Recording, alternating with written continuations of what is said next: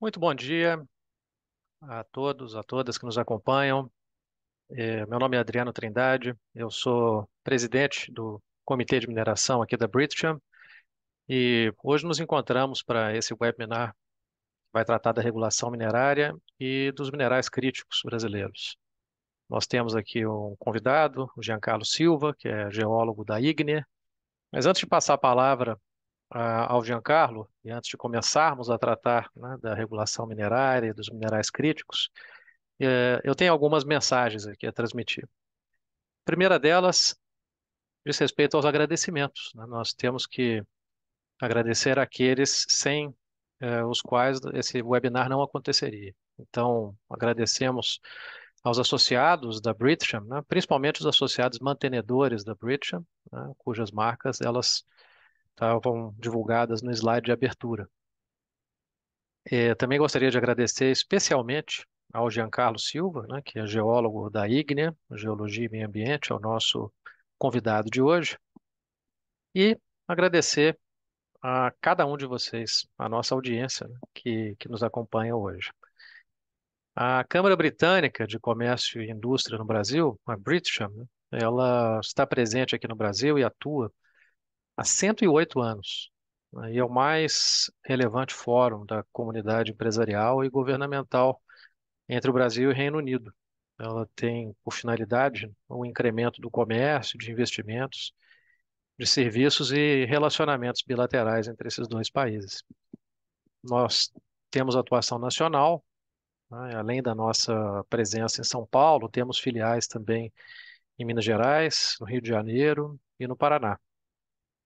A Câmara ela é composta por grandes investidores britânicos aqui no Brasil, dos mais diversos setores da economia, e também por empresas brasileiras que têm relações com o Reino Unido, entre elas a IGNIA Geologia.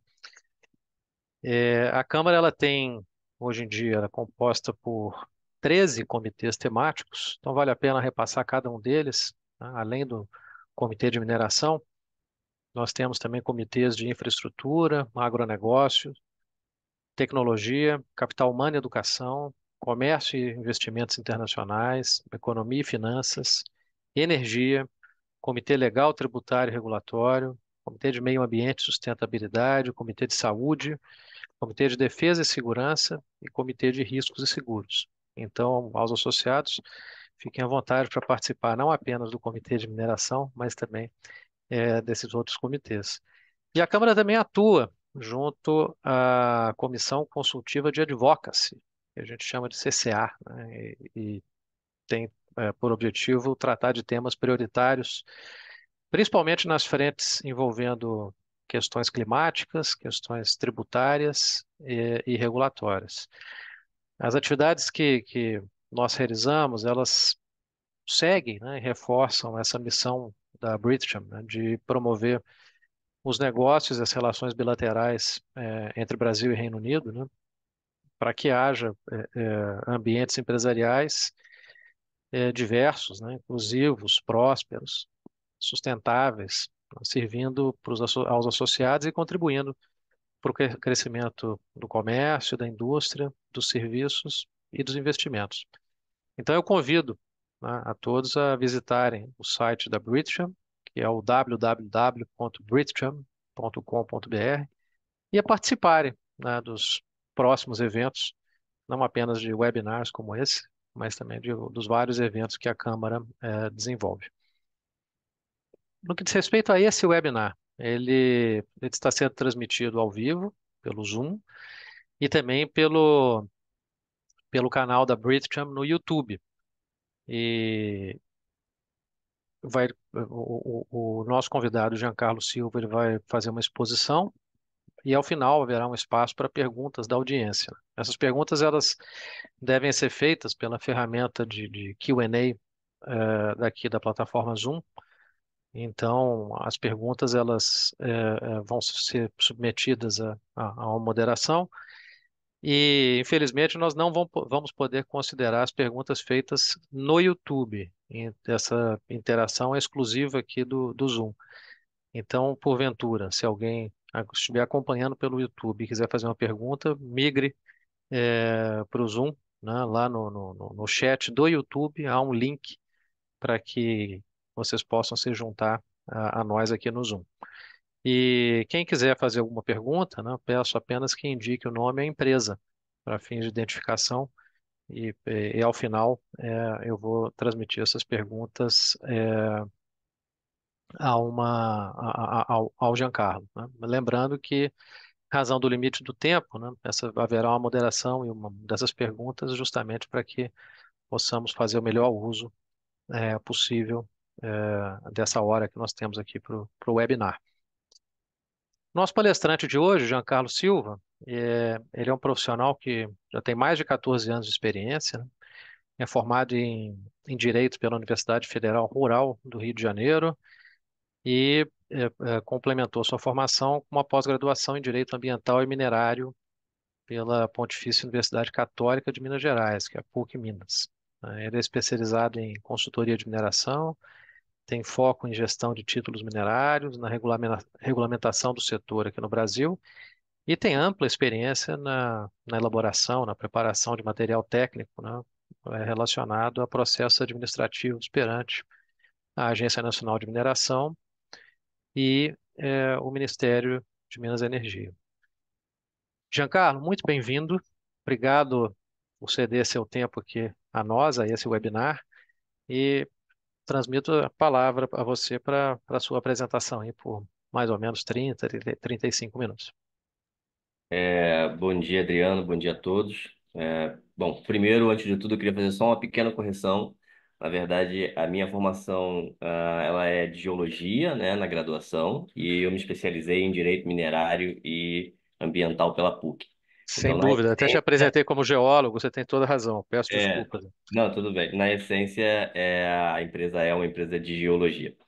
Bom, mas dando continuidade, eu queria agradecer a oportunidade à Câmara, agradecer a oportunidade de apresentar o nosso material, apresentar não só a nossa atuação, mas como nós estamos atuando no mercado recentemente, e falar um pouco sobre esse tema que para nós aqui tem sido muito relevante, né, pelo próprio cenário geopolítico que nós vivemos hoje, né, e pela realidade da mineração como vem se desenvolvendo. Então, hoje, os minerais críticos, né, tomam aqui, têm aqui um papel extremamente relevante, fazem parte aí de uma boa parcela da nossa cartela de clientes. Eu não vou me alongar demais, então, assim, eu preparei um material, repassando um pouco sobre como funciona a regulação minerária brasileira, né? E após isso eu venho abordar um pouco mais sobre os minerais críticos e como isso vem, na nossa visão, como isso vem afetando aqui a mineração no Brasil, e um pouco no mundo também. Bom, como a Adriana bem falou, né, nós somos uma empresa, eu tenho já 14 anos de mercado. Desde o início, a gente sempre atuou na área de regulação. No começo, a gente tinha um pouco mais o pé na exploração, como todo bom geólogo. Então, iniciamos no processo de exploração geológica, trabalho de campo e tudo mais, mas, na essência, sempre fomos assim, uma empresa de regulação. A Ignea, esse ano, vai completar 10 anos. E, coincidentemente, a Ignea foi concebida no Dia do Geólogo, na data comemorativa do Dia do Geólogo no Brasil, que é 30 de maio. Então, é uma data bem relevante para nós. Bom, em se tratando de mineração no Brasil, nós temos algumas regulações que são as básicas, né? Aquilo que determina e que regula, que norteia todas as etapas da mineração. A principal delas é a nossa Constituição, que determina o que são os nossos, né, que os recursos minerais são bens da União e que compete única e exclusivamente à União legislar sobre essa matéria. Logicamente, nós temos outras normas de menor relevância, né, estadual e municipal, mas não afetam diretamente a mineração porque nem podem. Então, as principais normas que nós temos aqui na mineração hoje, de fato, são o Código de Minas, né, que é um código de 1967, o regulamento do Código de Mineração, foi alterado recentemente, pela Lei 9, que é a criação do Decreto 9406. O Código de Águas Minerais, que é bem antigo. as normas reguladoras da mineração, Portaria 155, que praticamente regulamenta todos os procedimentos, né, uma boa parte dos procedimentos da Agência Nacional de Mineração, a lei de criação do regime de PLG, que seria a permissão de lavra garimpeira, e a lei de criação do licenciamento mineral, seria a 6567, que são a 6567 e 78, que são para substâncias especiais, né? Agregado, construção civil, ela teve uma pequena alteração recentemente, englobou umas outras substâncias, mas é uma lei especial. Bom, no Brasil, essas normas, né, essas regras criaram aí basicamente quatro tipos de regime de aproveitamento. São aí os dois principais são os regimes de autorização e concessão, eles se complementam, né, você inicia em um e vai para o outro. O regime de licenciamento, como eu bem disse, é uma lei especial para substâncias específicas, e a PLG, né, que é o conhecido como lavra garimpeira.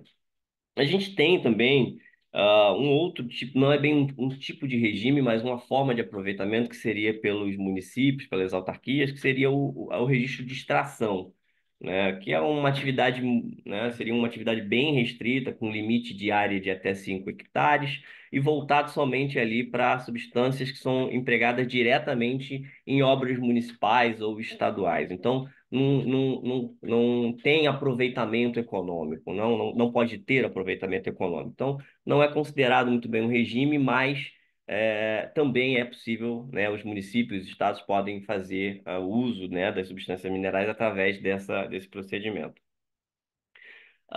Dentro desses regimes, né, nós temos aí algumas formas de aquisição dos títulos minerais, né?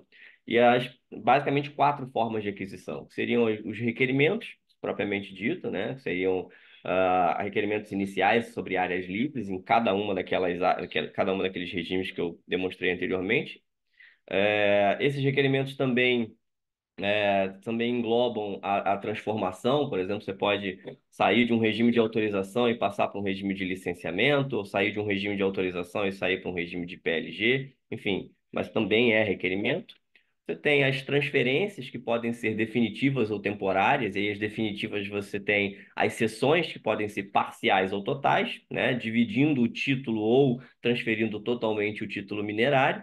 E as temporárias seriam na forma de arrendamento, que podem ser aí parcial também na forma de substâncias ou até mesmo áreas, tá? E os arrendamentos, logicamente, por serem temporários, e ter um período máximo. E temos também o regime a forma de aquisição, que seria a disponibilidade, né? Que vem recebendo aí significativas alterações nos últimos anos. Nós tínhamos uma forma de participação, de disponibilidade anterior, que observava basicamente os melhores projetos. A ideia era a ANM, o antigo DNPM julgava aquilo que ele considerava o melhor projeto, por exemplo, na fase de autorização, julgava-se o melhor plano de pesquisa, e na fase de lavra, julgava-se ali o melhor plano de aproveitamento econômico dos proponentes. E aí isso, obviamente, tem uma característica muito subjetiva, consequentemente, gerava muita disputa judicial e, enfim, gerou um estoque de área significativo, uma série de áreas paralisadas em função disso. A solução foi a criação de um modelo de disponibilidade onde, basicamente, é por disputa, né?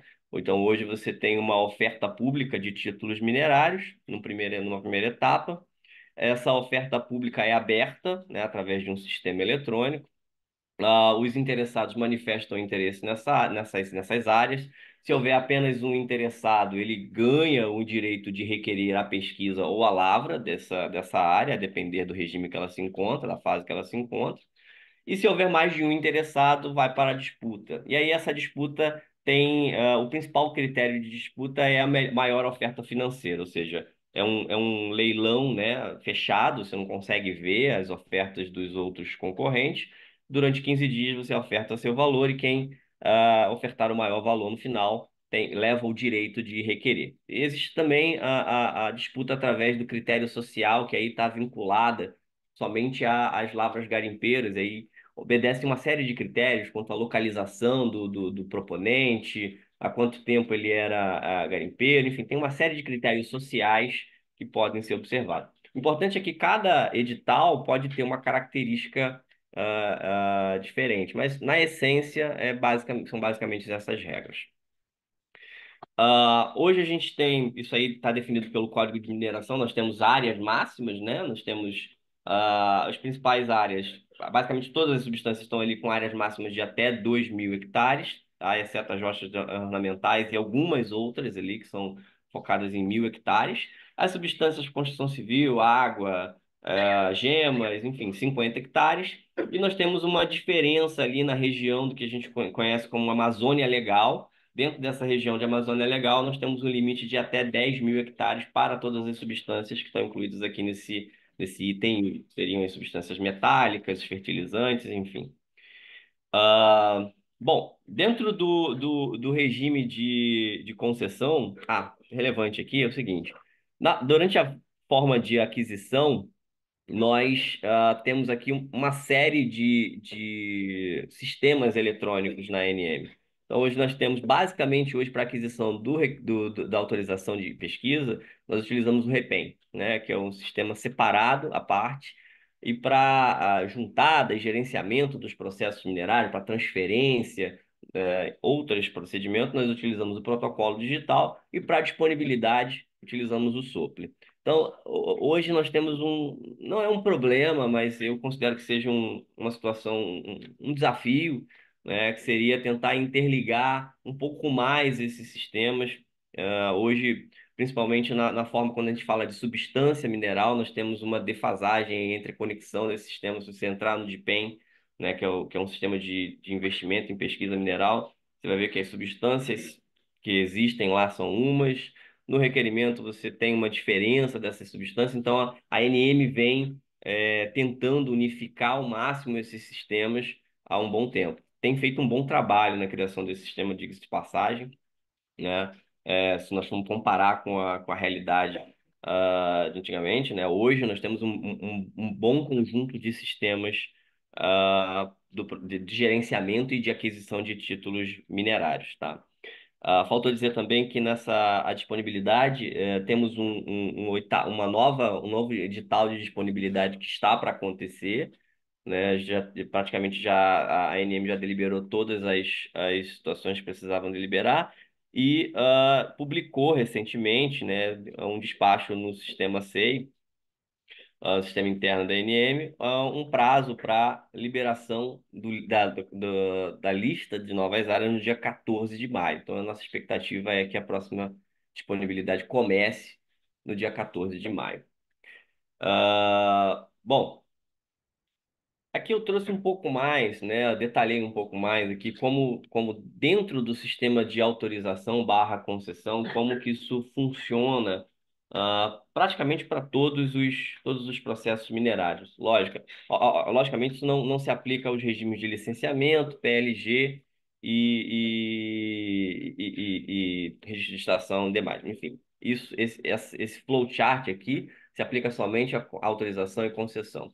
Então, a gente consegue ver aqui nas cores as diferenças entre as fases do processo minerário. Então, quando a gente diz que o processo ele inicia num regime de autorização e segue para a concessão de lavra, é exatamente por isso, porque a autorização, né, ela ocorre num período de até 3 anos, onde o titular, o requerente, né, o titular do título minerário, tem a obrigação e o direito de realizar a pesquisa mineral dentro dos limites das áreas que ele requereu durante esse período.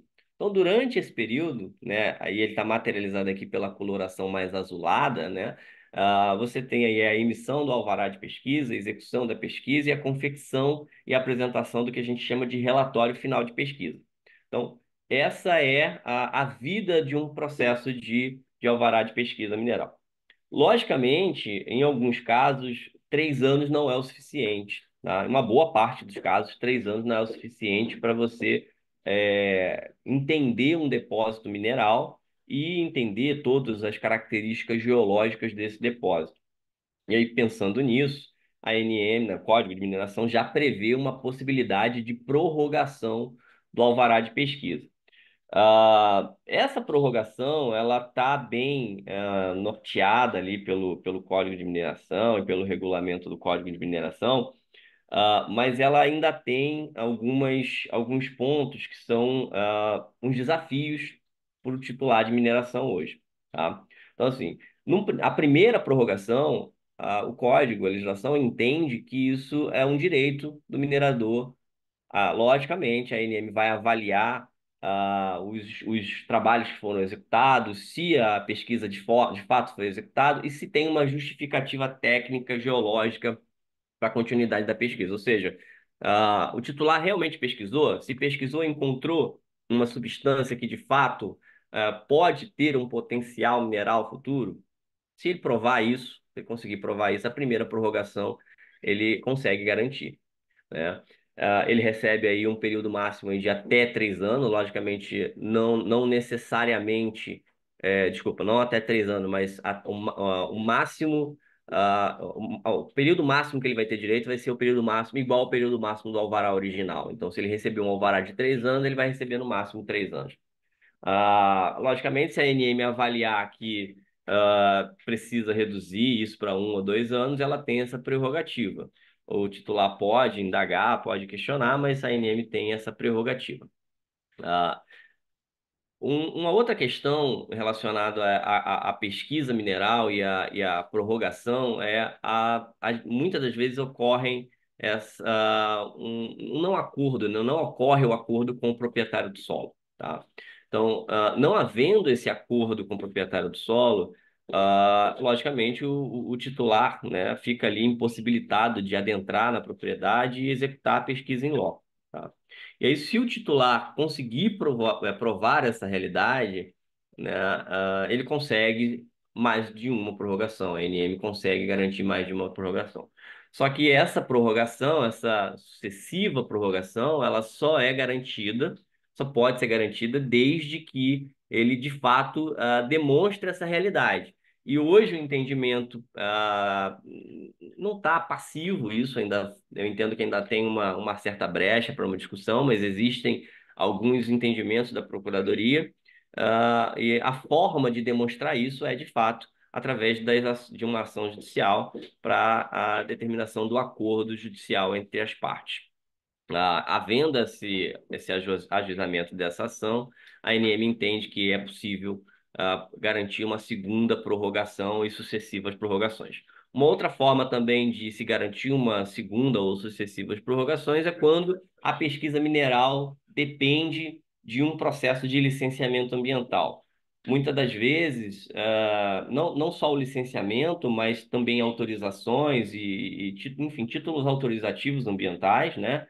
Documentos autorizativos ambientais, como outorga de água para sondagem, ou supressão de vegetação para sondagem, ou abertura de trincheiras, abertura de estradas, que demandariam aí, que teriam um impacto ambiental um pouco mais significativo do que a pesquisa, do que apenas um mapeamento geológico, uma amostragem, por exemplo, uma sondagem a atraso. Então, nesses casos, o processo de licenciamento ambiental é necessário, tá? Mas isso varia de acordo com o estado. Então, isso não é unificado. Nós temos aqui, em alguns estados, por exemplo, na Bahia, nós temos dispensa de licenciamento ambiental, em Minas Gerais também. Mas, por exemplo, no Ceará você já tem uma documentação mais robusta para se apresentar. Enfim, depende muito da característica legal da legislação estadual e também da característica do bioma, né? Mas é também uma possibilidade de utilizado para prorrogação. Ah, bom, no- garantido a prorrogação, né, o proprietário, o titular, precisa apresentar o relatório final de pesquisa e, consequentemente, provando o recurso mineral, avançar aí no licenciamento ambiental e elaborar o plano de aproveitamento econômico, que seria ali o estudo de viabilidade econômica, tá? Esse estudo precede ali um requerimento da lavra, que também é apresentado para a ANM, tá? Esse plano de aproveitamento econômico ele não tem um ato de aprovação, ele tem apenas um ato interno de declaração de aptidão, né? Seria um plano apto.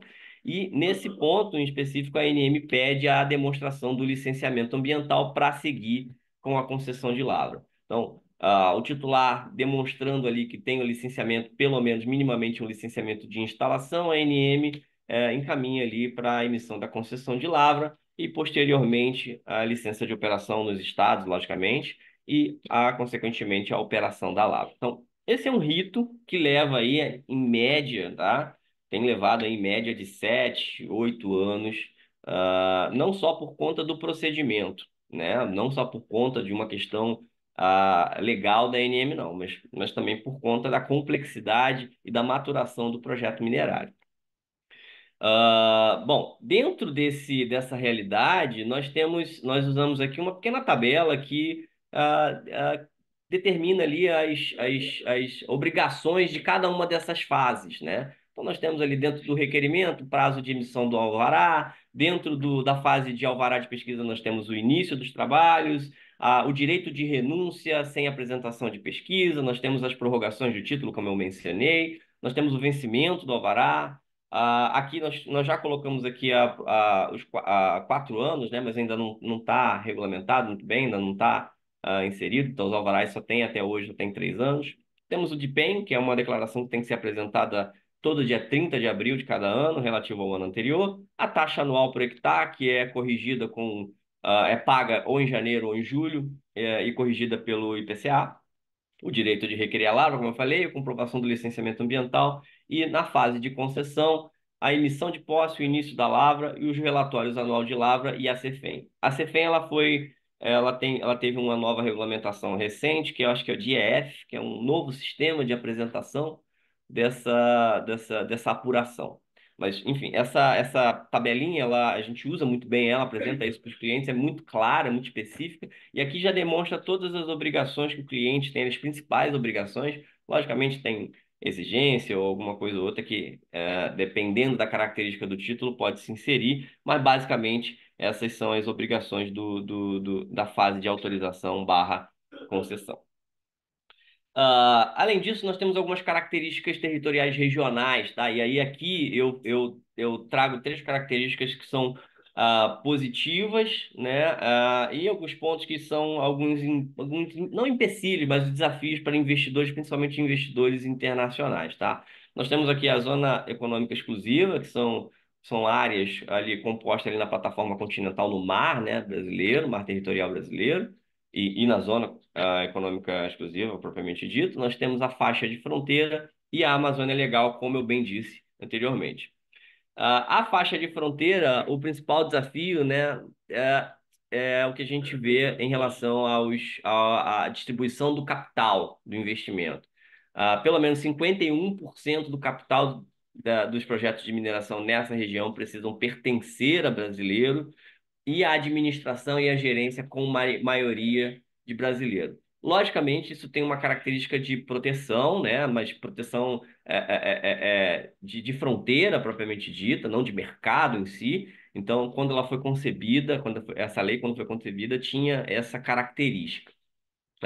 E não é um empecilho, não é impeditivo, mas as empresas que pretendem entrar, né, pesquisar ou até mesmo lavrar nessa região precisam ter uma anuência do Conselho de Segurança Nacional para conseguir os alvarás e a concessão.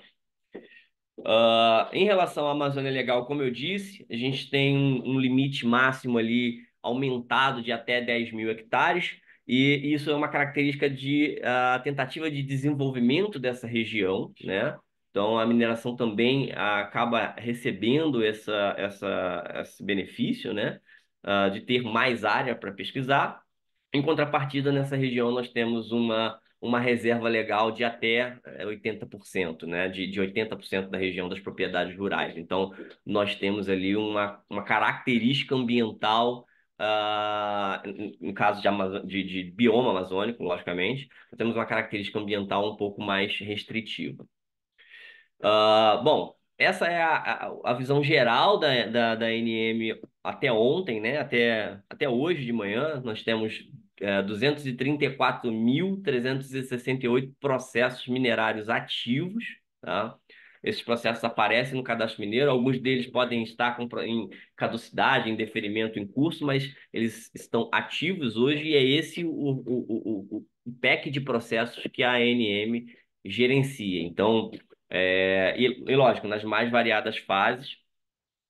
Então é um desafio gigantesco quando toda vez que a gente resolve criticar, né, o administrador, é importante olhar para esse número e entender o desafio que é isso aqui. Tá? Só para vocês terem uma ideia, do ponto de vista de atos, tá? Cada processo desse tem uma média aí de 10 a 15 atos, tá? Então você está falando aí de 2 milhões de eventos, né? Você está falando aí de 2 milhões e 400 mil eventos em cada um deles. Cada evento gera aí em torno aí de 10 mais 10 documentos, né? Então nós temos aí em torno de 23 milhões de documentos sendo gerenciados pela Agência Nacional de Mineração e pelos órgãos que auxiliam a agência. Então é um desafio gigantesco, tá?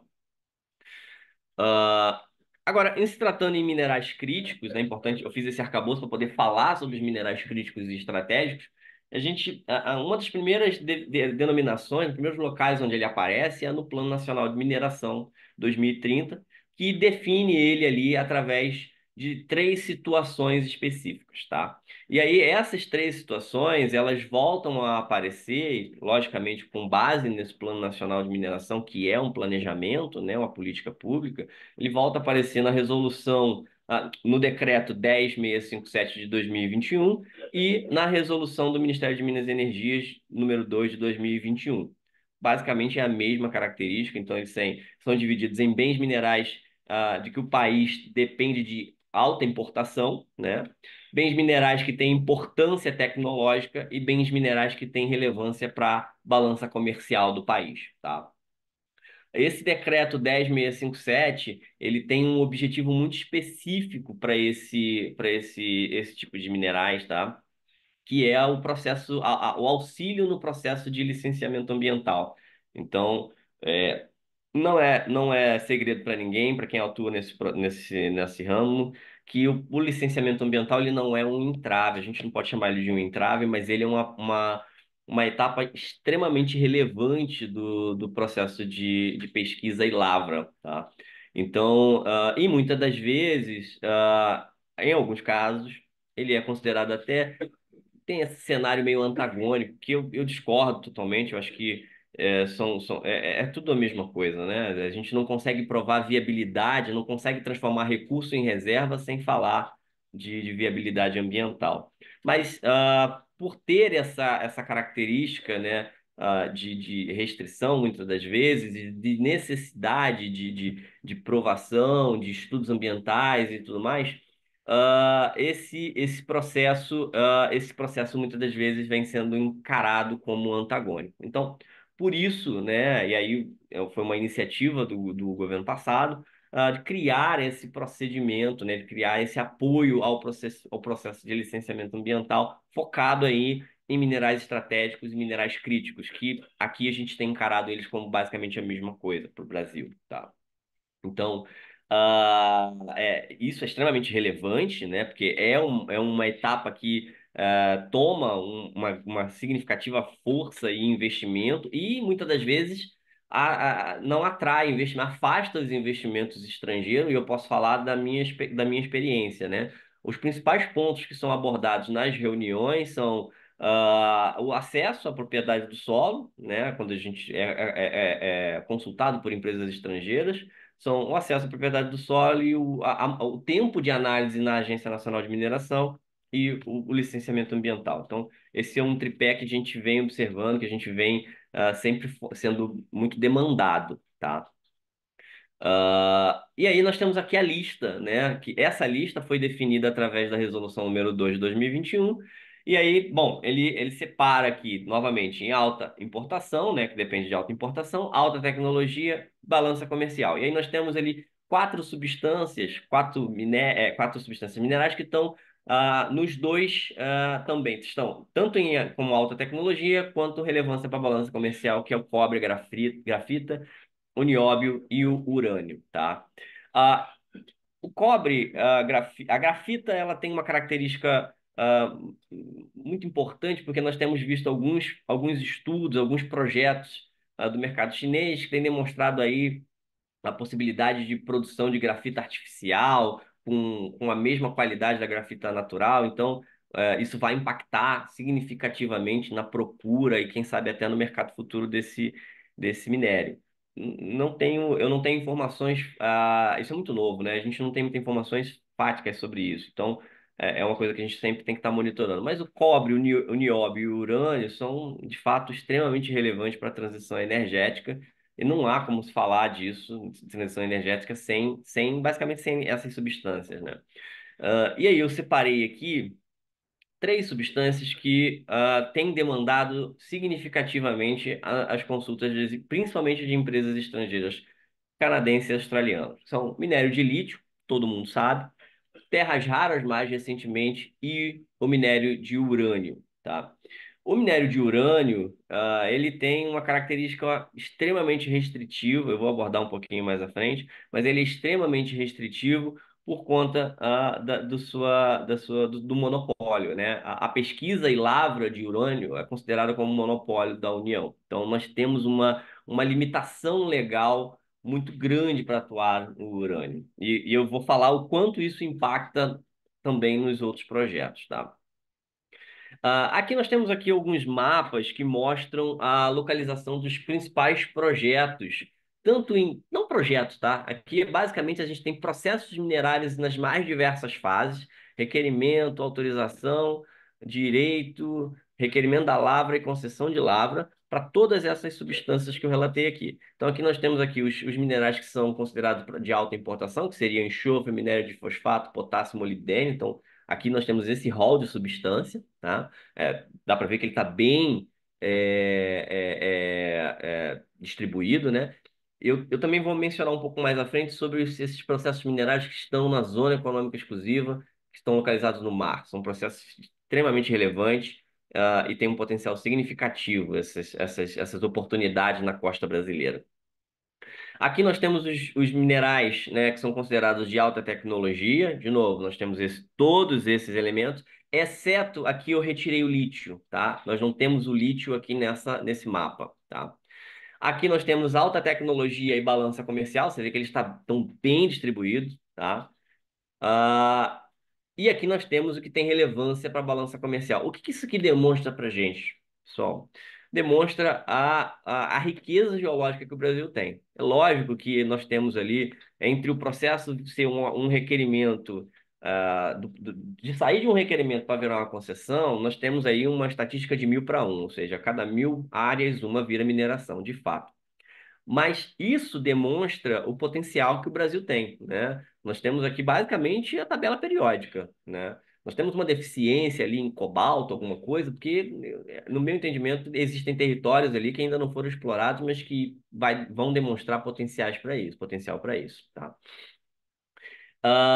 Bom, aqui nós conseguimos ver o lítio, né? Eu não tenho notícias desses projetos aqui no Nordeste, no Mar do Nordeste, são projetos recentes, eu não tenho noção do que vem sendo feito nessas regiões, mas está muito claro aqui o que a gente chama a distribuição aqui de basicamente três regiões gigantescas, né? Primeiro o que a gente chama de Vale do Lítio, que aí começou, né, na região de Araçuaí, despontando principalmente pela empresa Sigma e pela empresa CBL, né? E aí vem descendo aí de governador até Governador Valadares e alguns pontos até quase no Espírito Santo, passando até do Espírito Santo, isso principalmente por conta de uma região ali conhecida como província pegmatítica, tá? A oriental. Então a gente tem ali uma série de corpos pegmatíticos que hospedam, né, o lítio nessa região. Nós temos na região nordeste do Brasil o que a gente conhece como região Borborema, província Borborema, tá? Que basicamente também hospedam uma quantidade significativa de pegmatitos, tá? Aqui nós temos, de novo, né, coincidentemente, não coincidentemente, mas aqui nós temos um mapa da CPRM, que é onde estão sendo executados os principais estudos para lítio no Brasil, né? Então, nós temos aqui a região 4, 5 e 6 ali, pode ser considerada o Vale do Lítio, que tem a região de Itambé, Araçuaí e o leste de Minas. A 2 e a 1, que seriam ali a província Borborema, dentro da região Borborema do Nordeste do Brasil, e na 1 ali seria a província Solonópolis, a província pegmatítica Solonópolis. O lítio ele despontou, né? Ele deu ele teve uma amplitude muito grande quando alteraram, quando se lançou o decreto 11.120 de 2022, que permitia ali a comercialização, o comércio exterior das substâncias minerais de lítio, independente da autorização do CNEM. Então isso atraiu muitos investimentos, tá? Mas em termos de lítio, em termos de para minério de lítio, essa foi a principal e a única. Então, nós dependemos um pouco mais ali de legislações e incentivos.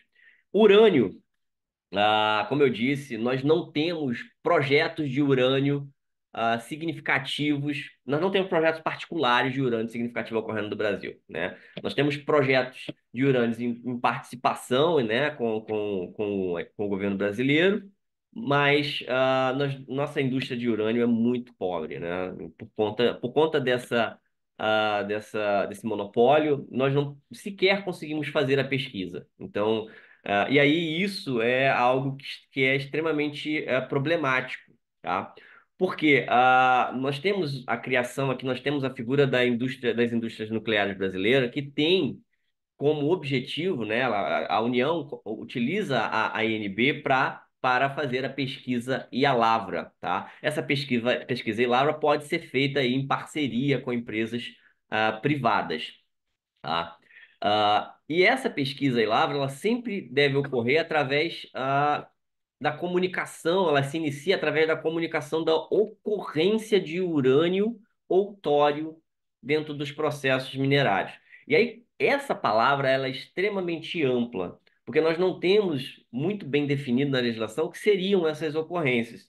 Se você pegar uma amostra de terras raras hoje, de argila iônicas, e encaminhar para o laboratório, a depender da região, você vai ter ali 300, 400, 500, até 1.000 ppm de urânio. Então, por que que eu chamo atenção para isso? Qual é o risco desse não conhecimento, dessa não delimitação para esses outros projetos? E aí, um ponto extremamente relevante é entender que, apesar de poder ocorrer essa parceria entre a público-privado, né, existe a figura ali da incapação do direito minerário pela ANB, ou seja, a ANB ela pode, de fato, tomar, né, o processo minerário do titular mediante a indenização, mas que investidor, né, busca esse tipo de acordo. Então, mas é algo que é bem restritivo. Eu entendo que quando criaram a lei, foi algo que foi o mais o que foi possível, né? Mas eu ainda acho que precisa de algumas revisões. E aí nós temos algumas formas de participação, né, que seriam aí a indenização e tudo mais, mas o que nos chama mais atenção, o que nos preocupa mais, é que esses projetos, se associado a outros projetos de terras raras, por exemplo, a ocorrência de tório e urânio nas terras raras, elas são uma realidade. Então, se você tiver ali 500, 600, 1.000 ppm de urânio e você tiver uma obrigatoriedade, ou até mesmo um bloqueio minerário, como a INB tem esse direito de fazer, em cima desses projetos de terra rara, qual é o impacto disso para o desenvolvimento dos projetos de terras raras no Brasil, por exemplo. Então, eu acho que isso é um desafio, né? Isso acho que é um ponto que precisa ser observado, e regulamentar esse processo de ocorrência, né? Eu tive uma reunião na INB que há pouco mais de um mês e eles relataram, olha, até agora ninguém comunicou, né, desses projetos novos de terra raras. E se você olhar aí nos anúncios das empresas que você vê em LinkedIn, você vai encontrar alguns anúncios ali que apresentam ali elementos de ppm de urânio ali até acima de 1.000 ppm. Bom, em termos de projetos de terras raras no Brasil, nós temos alguns, né? Elementos de terras raras são 17 elementos 17 substâncias químicas, 17 elementos químicos, tá? Aí nós temos lantânio, cério, praseodímio, neodímio. Praseodímio e neodímio são ali elementos que são magnéticos, né? Metais magnéticos, então são extremamente relevantes. Então, esses são alguns dos projetos que a gente conseguiu que a gente tem acesso, levantou, e são projetos públicos, tá? A gente coletou isso em ESEX, TSX, são bolsas de valores canadenses e australianos, mas aí você tem alguns alguns projetos bem interessantes, por exemplo, Brazilian Rare Earth, é uma empresa que fez um IPO recentemente, 50 milhões de dólares na região de Jequié. A Equinox Resources está operando ali do lado da Brazilian Rare Earth também, e também na região ali de Mata da Corda, em Patos de Minas, né? Nós temos Poços de Calda, que é, sem dúvida nenhuma, aquele que mais chama atenção hoje. E aí nós temos lá dentro lá, a Vírides, a Meteórica, a SI6, tá? Nós temos a Bemisa e a CBMM também ali próximo ali de Mata da Corda, mas em Araxá. A CBMM é líder mundial de nióbio, todos sabem disso. E nós temos também a Ápia, lá na região de Goiás, a Serra Verde, a Alvo, também são empresas, a Alvo são empresas australianas, enfim, são projetos extremamente relevantes. Então, isso mostra, né, como em pouco menos de 1 ou 2 anos, houve um boom de processos muito similar, né, ao que aconteceu no lítio, de processos de terras raras. E me preocupa quando a gente olha uma fragilidade nesse sentido. Nem todos os processos de projetos de terras raras têm relação geológica com tório e urânio, pessoal, mas uma boa parte deles tem. Bom, em relação à realidade das empresas canadenses no Brasil, a gente tem esse reporte foi produzido com dados da TSX ontem à noite. Então, vocês verem aqui, isso são números de empresas, a quantidade de empresas listadas na Bolsa canadense que operam no Brasil, né? Que operam, na verdade, que operam aqui Latam, né? A América Latina. Então, você vê aqui que o local predileto dessas empresas segue sendo Brasil e México. Então, aqui nós temos aqui o Brasil com 8 empresas e Brasil mais outros, que seriam Brasil mais Argentina, Brasil mais Chile, Brasil, enfim. Mas se considerarmos o Brasil e Brasil mais outros, vamos ver que o Brasil tem a maior quantidade de empresas listadas na área de mineração aqui das empresas canadenses. Ainda a gente consegue ver das empresas canadenses que o ouro e o cobre ainda são, né, a preferência de todas essas, da maioria dessas empresas, mas nós temos ali, logicamente, nós temos o lítio, nós temos prata, níquel. Então, basicamente, o que nós vemos é que, na grande maioria, essas empresas buscam esses minerais estratégicos e minerais com relevância na balança comercial. O ouro, ele é um mineral ali que tem uma certa segurança, né? E aí, dependendo do contexto geopolítico mundial, né, as pessoas acabam migrando ali para o ouro por uma questão de segurança financeira. Mas, enfim, é sólido, né? Não tem como. Não há como imaginar um mercado dessas empresas sem pesquisa de ouro ou sem focar no ouro, né?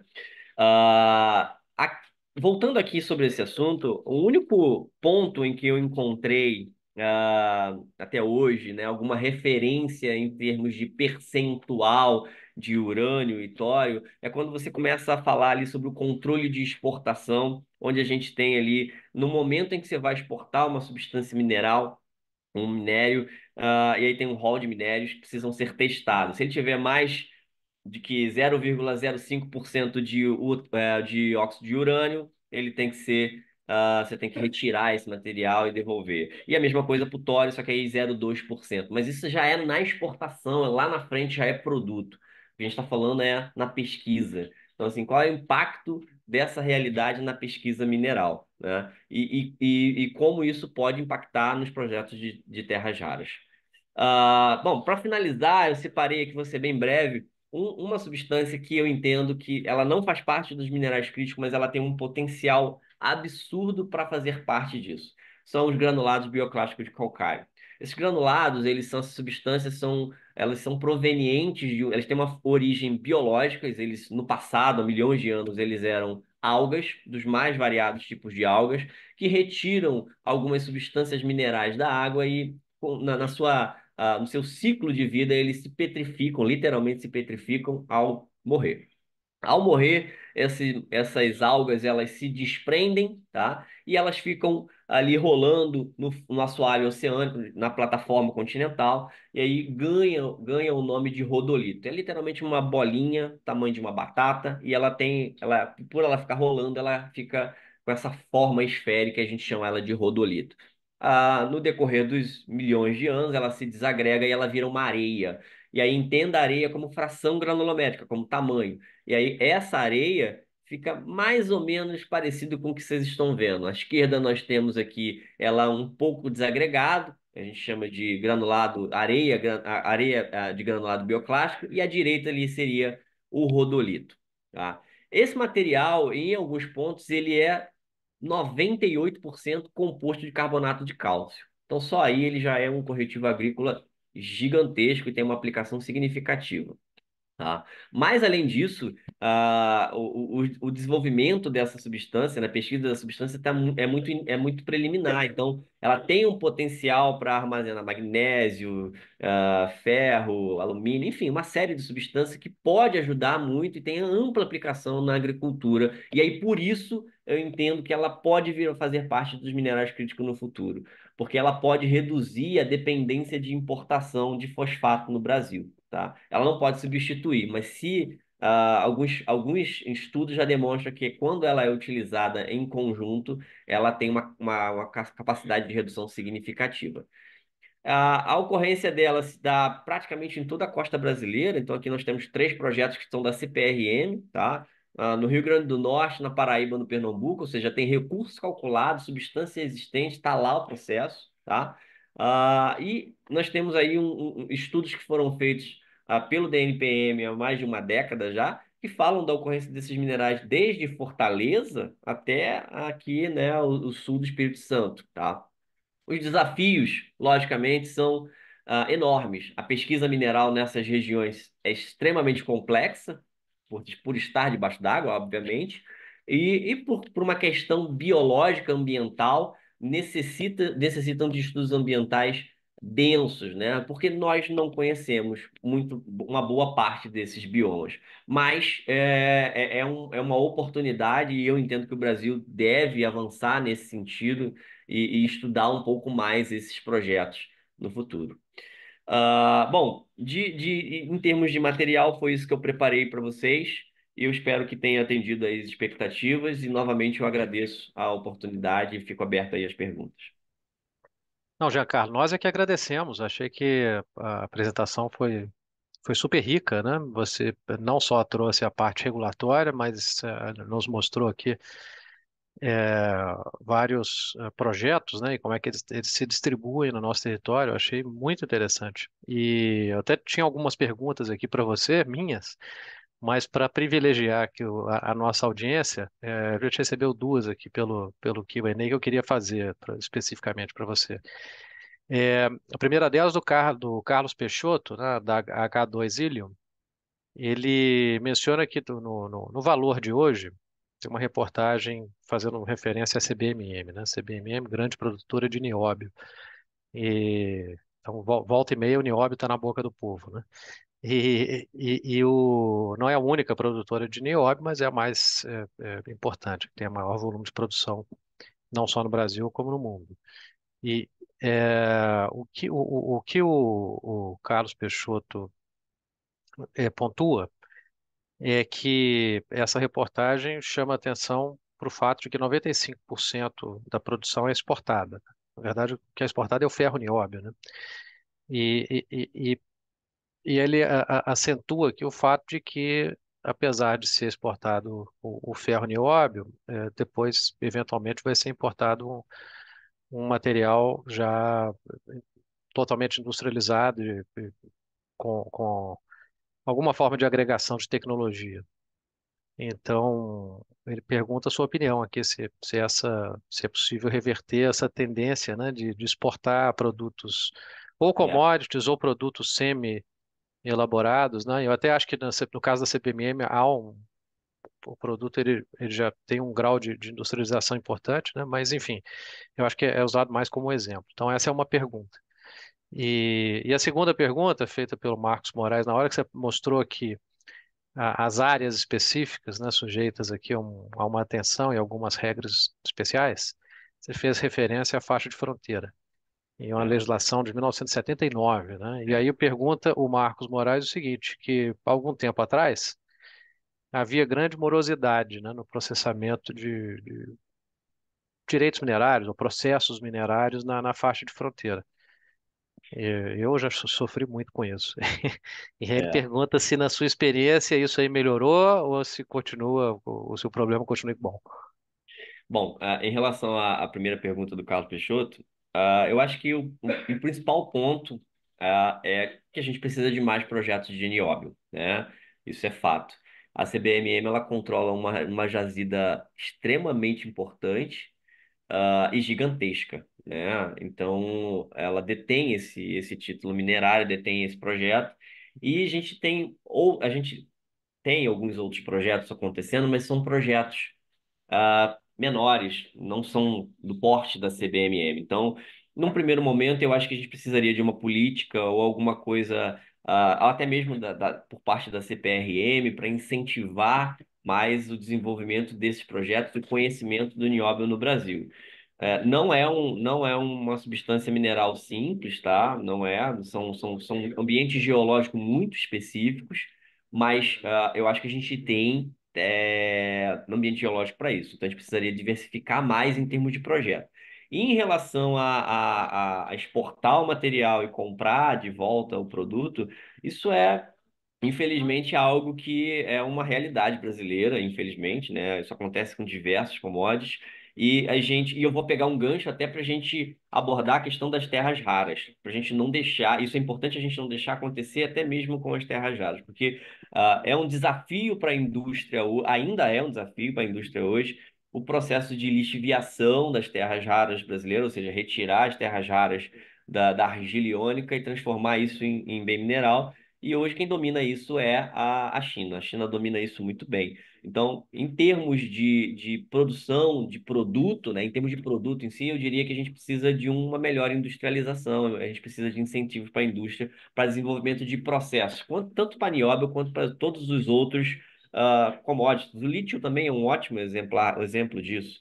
Então, a gente precisa desenvolver melhor a nossa indústria interna e incentivar isso, né? As empresas que vêm para cá, as australianas, as canadenses, elas têm que, é lógico, a gente quer o projeto, mas a gente não quer só ser um exportador de commodities, a gente quer desenvolver a indústria brasileira, quer desenvolver o produto aqui também. Em relação à faixa de fronteira, infelizmente, ainda é uma realidade. É um setor, não por conta da agência em si, mas é porque existe uma comunicação de procedimento entre a agência e o Conselho de Segurança. Então, você precisa. Normalmente a agência manda para o Conselho de Segurança, mas você também pode mandar diretamente para o Conselho de Segurança. Mas tem pouquíssimos funcionários, pouquíssimos servidores nesse setor para fazer essa anuência. E isso é extremamente complexo, porque isso atrapalha, por exemplo, não só o requerimento, mas também as transferências de títulos. Eu tenho processos minerários, eu gerencio processos minerários onde a empresa está ali tentando completar a pesquisa mineral para o novo titular e não consegue, porque não recebeu a anuência ainda para pesquisar teoricamente não tem autorização para pesquisar sem a anuência. Então, ainda, infelizmente, ainda é uma realidade, mas eu entendo que eu entendo que no futuro próximo, algumas coisas que a gente enfrenta como morosidade na agência tem uma tendência a ser reduzida pela implantação de novos sistemas eletrônicos. A NM tem batalhado muito nesses sistemas eletrônicos e eu acho que essa anuência não vai ser diferente. Tem muita coisa que vai ser mecânica, automática, né? Logicamente, respeitando as questões legais, mas infelizmente hoje ainda é uma realidade. Não, maravilha. Muito obrigado, Giancarlo. Eu Obrigado a você agradeço também. a participação, de todos até aqui. Aproveito para informar que esse webinar foi gravado, ele vai estar disponível no canal da Britisham no YouTube. E essa apresentação vai ser compartilhada com os participantes que aqui estiveram. Isso foi perguntado aqui também para algumas pessoas no chat. Mas antes de encerrar, queria te passar a palavra aí para comentários finais aí, rapidamente. Obrigado. Bom, novamente eu queria agradecer a Câmara pela oportunidade, agradecer você, Adriano, pela oportunidade também, pelo diálogo, pelas orientações anteriores à apresentação. Dizer que a IGNIA ela está iniciou, agora acabou de entrar na Câmara, e nós temos umas expectativas muito boas dessa relação. A nossa intenção é sempre ampliar o nosso hall, o nosso network, né, dentro da Câmara e, enfim, no ambiente de negócios.